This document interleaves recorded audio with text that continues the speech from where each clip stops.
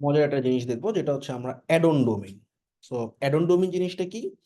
আমি একটা hosting use করতেছি, এখানে একটা অলরেডি ডোমেইন আছে।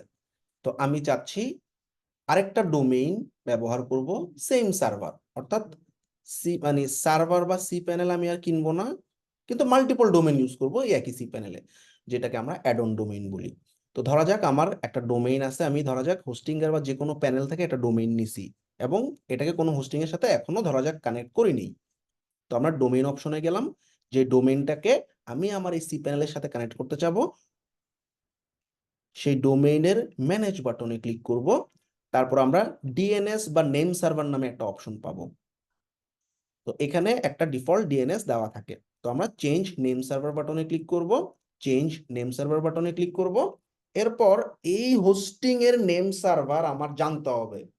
সেটা কেমনে জানবো? আমি হোস্টিং সাপোর্টে নক দিলেই আমাকে ডিএনএস দুইটা দিয়ে দিবে। তাইলে আমি ডিএনএস দুটো চেঞ্জ করে দিব।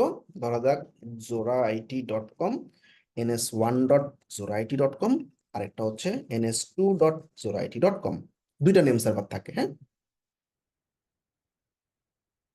ns2.zoraIT.com। এবার আমরা সেভ করে দিলাম। তাহলে কি হবে? আমার এই ডোমেইনটা এই হোস্টিং এর সাথে কানেক্টেড হয়ে যাবে। কাজ শেষ। এটা আমরা সেভ করব, আমার নেম সার্ভারের কাজ শেষ, অর্থাৎ ডোমেইনের সাথে হোস্টিং কানেক্ট হয়ে গেল। এইবার এই হোস্টিং আমার এই ডোমেইনটা অ্যাড করা লাগবে।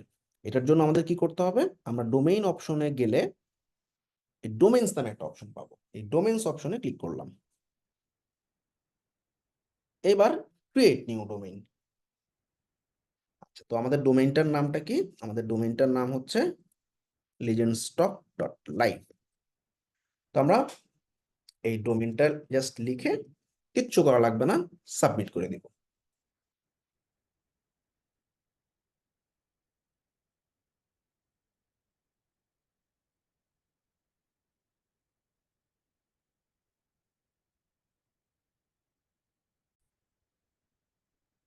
সাবমিট করে দিলাম, কাজ শেষ। তাহলে আমার ডোমেইনটা অ্যাড করা হয়ে গেছে, ওদিকে নেম সার্ভার চেঞ্জ হয়ে গেছে। নেম সার্ভার চেঞ্জ হওয়ার কারণে ডোমেইন কানেকশন পাবে এই হোস্টিং এর সাথে, এবং এই ডোমেইনটা আমি এখানে অ্যাড করে ফেলছি। সো আমরা যদি এখন সি প্যানেলে যাই, এই ডোমেইনে যদি কাজ করতে চাই, অ্যাকচুয়ালি আমরা যদি সি প্যানেলে যাই, সি প্যানেলে আমরা দেখব ফাইল ম্যানেজার অপশনে গেলে আমাদের এই যে legendstock.live নামে একটা ওয়েবসাইটের জন্য একটা ফোল্ডার চলে আসছে। ব্যাস, খুবই ইজি। তো এখানে আমরা কোড করা ওয়েবসাইট এখানে কোড করব, আর কোনো কাজ নেই, পয়েন্ট আউট হয়ে গেল। তো আমরা যদি অটোমেটিক্যালি ইনস্টল করতে চাই, এই যে ওয়ার্ডপ্রেসে যাব, ওয়ার্ডপ্রেসে যাওয়ার পর আমরা ইনস্টল নাও বাটনে ক্লিক করব। ড্রপ ডাউনে দেখবো আমাদের legendstock.live ওয়েবসাইটটা চলে আসছে।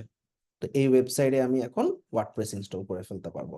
তাহলে খুব সহজেই একটা সার্ভার দিয়ে আমি দুইটা তিনটা মাল্টিপল ডোমেইন ইউজ করতে পারি। অবশ্যই এখানে সার্ভারের অ্যালোকেশন থাকতে হবে, যে আমি আসলে অ্যাড অন ডোমেইনের পারমিশন দিচ্ছি কিনা। তো এক্ষেত্রে আমরা সার্ভারের সাথে কন্ট্যাক্ট করলে, বা আমরা এখানে দেখতে পাচ্ছি অ্যাড অন ডোমেইন ইনফিনিটি দেওয়া আছে, অর্থাৎ আমি অনেকগুলো অ্যাড অন ডোমেইন অ্যাড করতে পারবো। একটা মাত্র অ্যাড অন ডোমেইন অ্যাড করছি, তাই না? এভাবেই কিন্তু আমরা খুব সহজেই একটা সার্ভার দিয়ে মাল্টিপল ডোমেইন ইউজ করতে পারি। Thank you.